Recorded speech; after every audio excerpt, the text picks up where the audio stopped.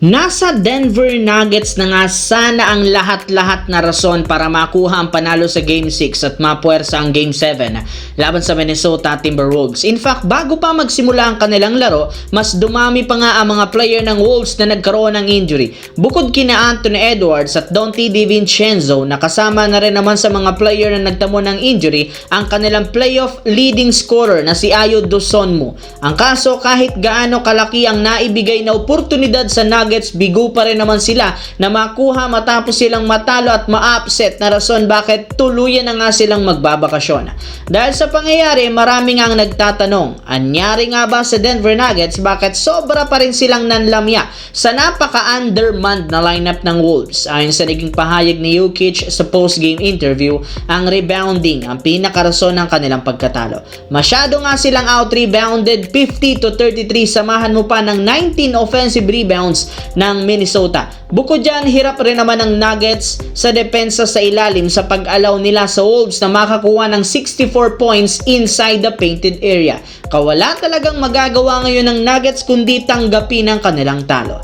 Samantala, sa sobrang lamya ng opensa at depensa ng Los Angeles Lakers sa last 2 games laban sa Houston, kailangan nga talaga ni Coach Redick gumawa ng malaking pagbabago at game plan rotation na rin sa Game 6 kung gusto mo nilang manalo dito at makapag-advance na sa second round. At isa sa mga naibalitang adjustment na posible nating asahan ay ang pagtanggal kay Jake LaRavia sa rotation.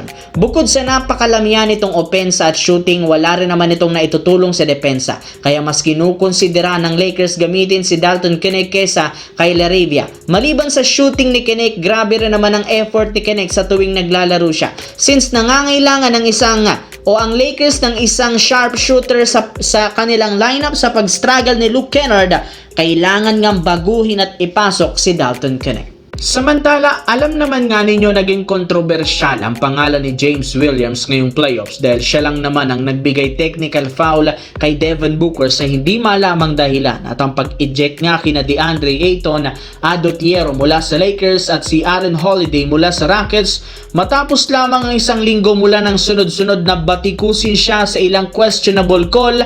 Hindi na naman nga ito nag-atubiling mag-eject muli ng mga players sa Game 6 ng Atlanta Hawks at New York Knicks nang tanggalin niya dito sina Mitchell Robinson at Dyson Daniels dahil sa gulo at pisikalan na nangyari. Alam naman nga ninyo, mas nagiging mahigpit nga sana ang mga referee sa pagtawag ng technical foul. Hinahayaan nga sana nila mga player na mag-initan at magpisikalan, ngunit mukhang hindi nga ito nangyayari dahil sa katulad ng referee na si James Williams. Imbis na limitahan niya ang pagbibigay ng technical foul since playoffs nga mukhang nagpa-power tripping na lamang nga ito. Bukod sa napakaninipis na tawag, hindi rin naman ito hinahayaang maging emosyonal ang player pagdating sa playoffs.